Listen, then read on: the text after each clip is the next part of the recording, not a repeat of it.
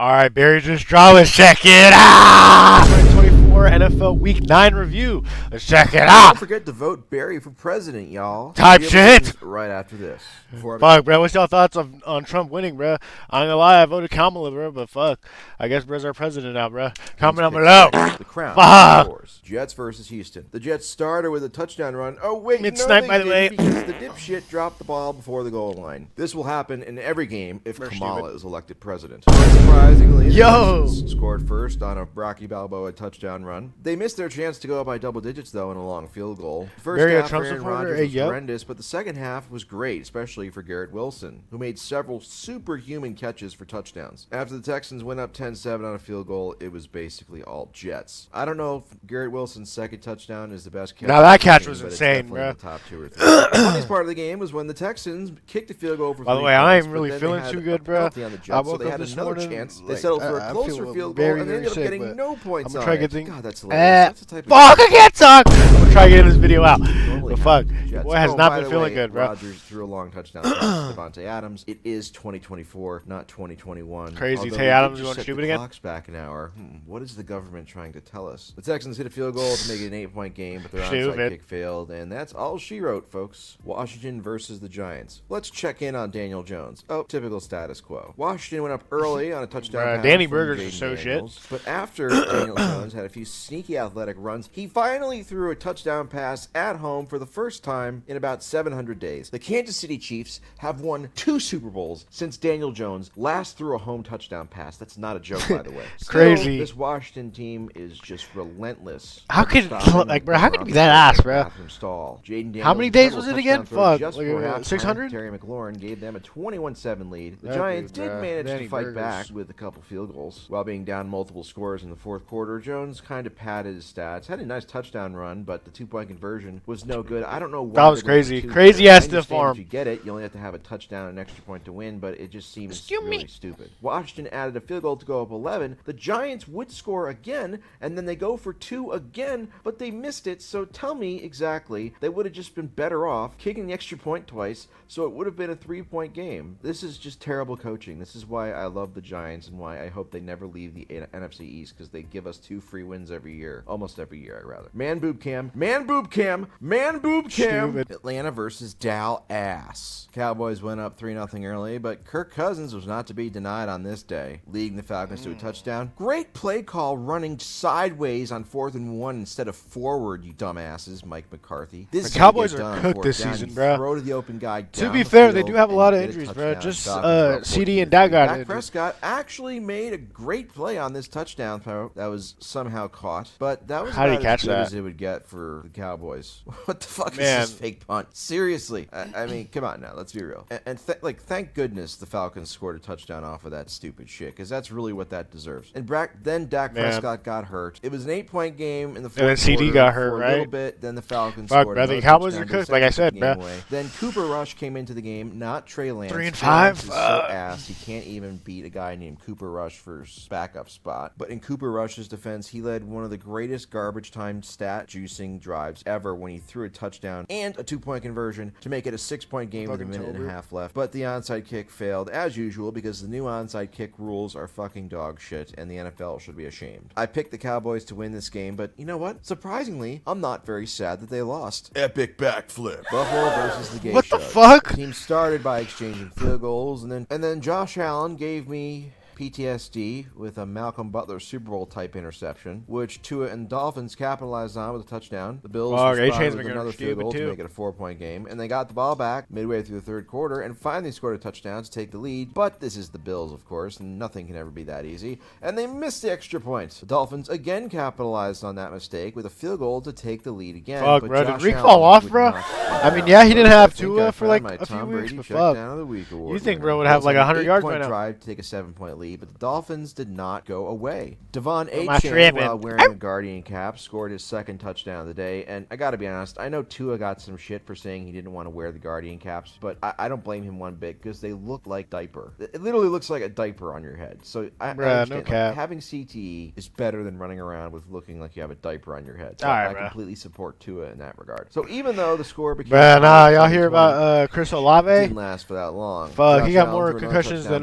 Tua now. Bills up by tied 7, but What the y'all Dolphins think, bro? He got still CT would too? not go with the intrusive thoughts. God damn it. Dolphins tied the game at 27 with a minute and a half Shit's left. sad, But bro. thanks to a DPI call, which took up a lot of yards, the Bills decided to kick a 61-yard game-winning field goal, which they actually made. I can't believe it. They actually made it. Tennessee versus New England. Oh, gee, you won't believe this, but the Titans began by scoring a touchdown. Yeah, this isn't anything. Can't Or believe is it? Drake May had a pretty uneven day. That rhymes. I didn't mean for it to rhyme, but it does rhyme. But he was playing the Titans, who had a Malcolm Butler-esque interception. What in the was end zone. that? Felt like there were a lot of those this week. The Titans maintained the lead until midway through the third quarter when the Patriots scored on a touchdown run. The Titans answered back with a field goal to tie it at 10 going into the fourth. And then Drake May's rookie status showed up as he fumbled the ball deep in Patriots territory, which led to a Titans touchdown to give them a 7-point lead. But he also had one of the best plays of the weekend. Final play of the game, he avoided about 50 people and threw a touchdown as time expired. That was crazy. In overtime, the Titans went on a long opening drive. Drake May said, you know what? I might have no rings, but I got 2 testicles, and that's why I'm throwing this fucker deep. And it got intercepted, and the game was over. Still, the Patriots actually have some promise with May at quarterback as long as he's able to stay healthy, and he learns how to slide. Carolina versus New Orleans. Saints have lost 6 in a row, but they're getting Derek Carr back, so surely against Bryce Young, they're going to be able to pull this one out. No offense to Phillip Rivers. Or not. Yo. It went up 6-0, then Bryce Young threw a touchdown pass. That dude Phillip Rivers has like 10 kids, bro. Some crazy scored a touchdown to give the Saints the lead again. Panthers kicked a field goal to make it a 3-point game at halftime. On the opening drive of the second half, the Panthers marched right down the field for a touchdown run to go up by 4. Did I mention the Saints did a fake punt? They did a fake punt. I always love fake punts, even if they don't work out. And it did work for them, but it only ended in 3 points, so the Panthers still had a lead. That is until Carr found Foster Moreau on a great throw early in the fourth, but the 2-point conversion attempt was no good, so the Saints had just a 5-point lead. The Saints would have several chances with a chance to close it out. Young threw an interception, but they did nothing. And then Alvin Kamara ran out of bounds before Bryce Young, with the aid of the referees, got the Panthers downfield. Not Alvin Kamara. Hubbard scored a touchdown with 2:18 left. Hubba.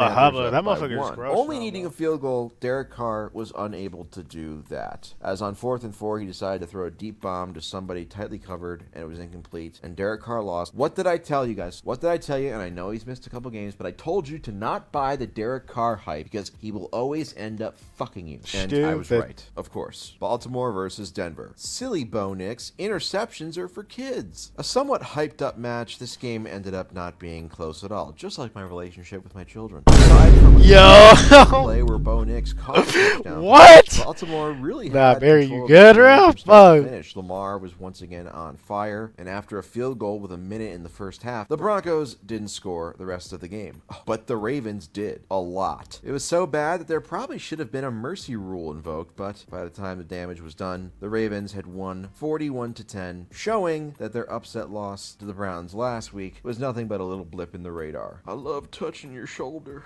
Cincinnati versus Las Vegas. They say what happens in Vegas stays in Vegas, so it seems like the Raiders left their talent back in Sin City.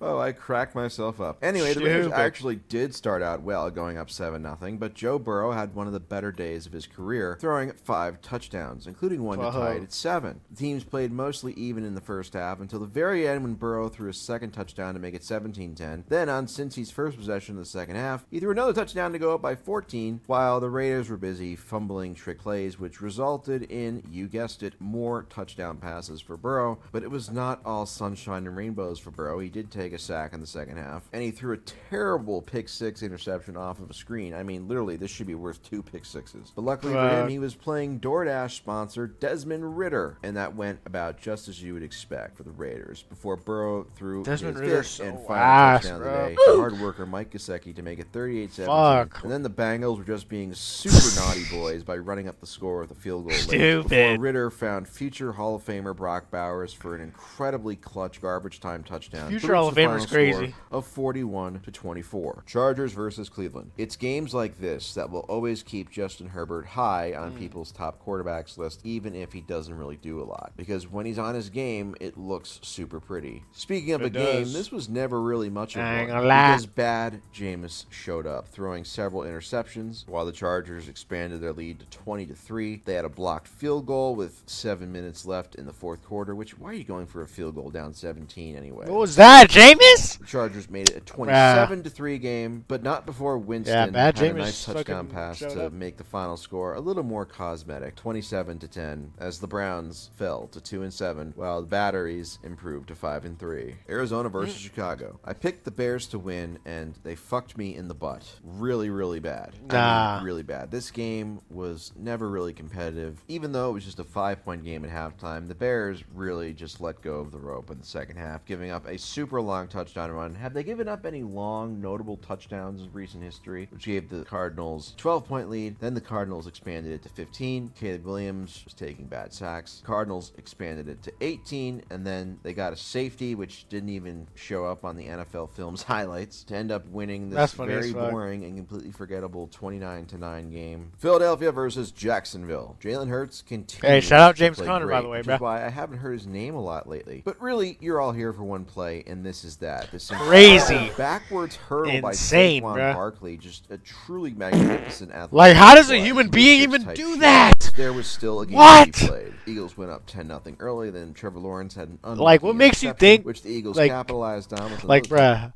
just think like what's happening in Saquon's mind. He says, "Oh, someone's behind me. Let me just jump up fucking 10 feet in the air and hurdle him." Like, what? Go up 16-0. Oh, but they weren't Saquon's a done beast, yet. bro. Early in the third, Jalen Hurts ran for a score to make he it stays healthy, 22-0 offensive before player the of the year for Jaguars sure. finally settled in and had an 8-point drive to make it 22-8. Gotta But keep then it up, though, bro. Saquon fumbled, and it was returned for a touchdown, and the Jags had another 8-point drive, which made it 22-16. And at this point, my butthole was tight as shit until Jalen Hurts used that beautiful deep ball of his, and Devonta Smith made a hell of a catch to put the Eagles back up by 12. But the game was still not over. Lawrence drove the Jaguars down the field again for another touchdown that he ran in himself sneakily. Then shit got really complicated when the Eagles missed a field goal, and Lawrence looked like he was going to drive the Jaguars for the game-winning score. Instead, he did the right thing and threw a terrible interception in the end zone, which sealed the loss. All hail Big Dom. Rams versus Seattle. It was a wildly up-and-down day for my boy Geno Smith. He started off throwing interceptions. Shout out JSN too, bro. He had a legacy game, bro. Threw a touchdown on 3rd and 8 to make it 6-3. Again, I say this a lot, but this is just a rookie mistake by Stafford. He's still young. He still has a faithful wife. He'll learn from it. Geno had another incredible touchdown pass just before halftime. He seems to do that a lot this year, which gave the Seahawks a 10-point halftime lead, which was not good because I picked the Rams to win, and Sean McVay knew that, which is why he gave them a riveting speech at halftime saying they will not be allowed to see their families again if they lose this game because they would embarrass me. The big swing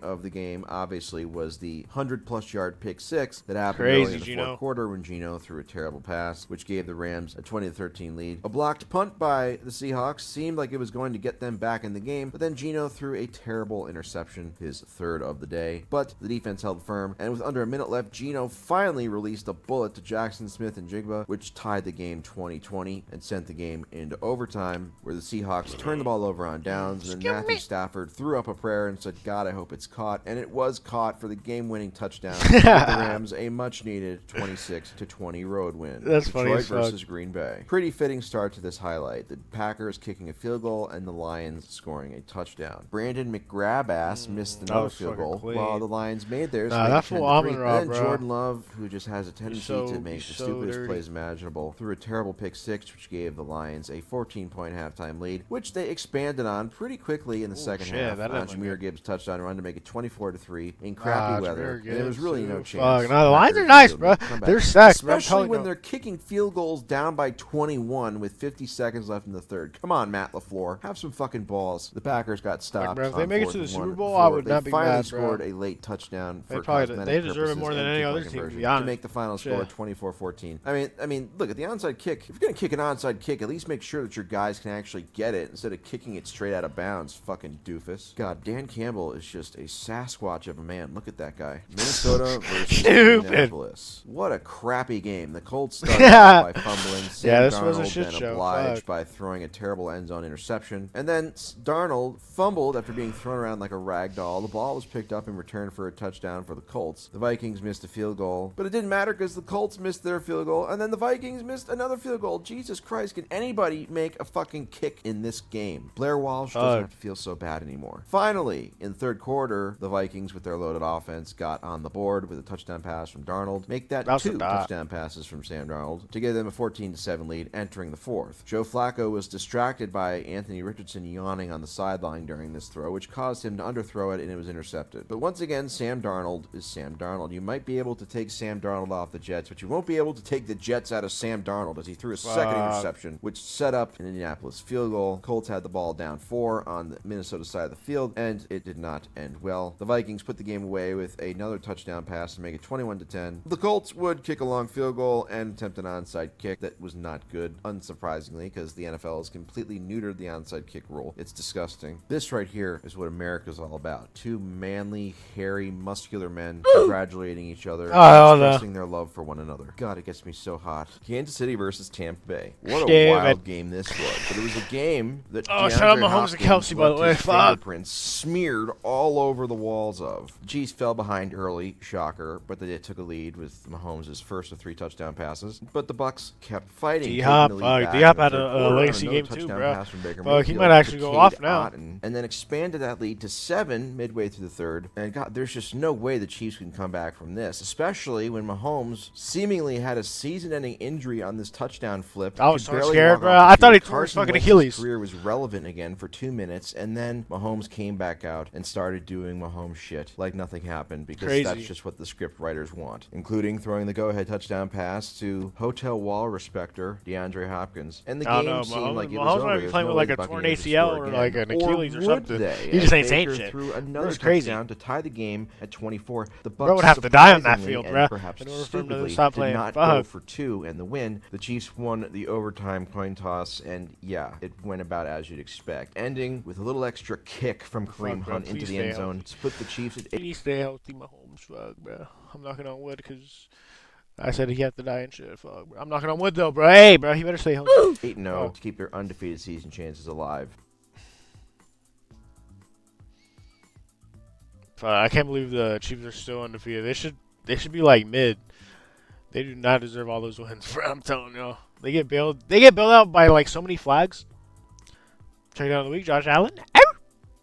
And puppy of the week, Scooby. It is rigged. What y'all think of week 9? Update on the fantasy team. I am 6-3. So shit, your boy second place. We chilling. You know what I'm saying? You know what I'm saying? Supposedly the Niners get CMC back this week too. Should be interesting, bruh. Let's hope the Niners can go on a fat ass win streak and win that Super Bowl. That'll be lit. What y'all think? Comment down below, and I'll catch y'all boys. Peace!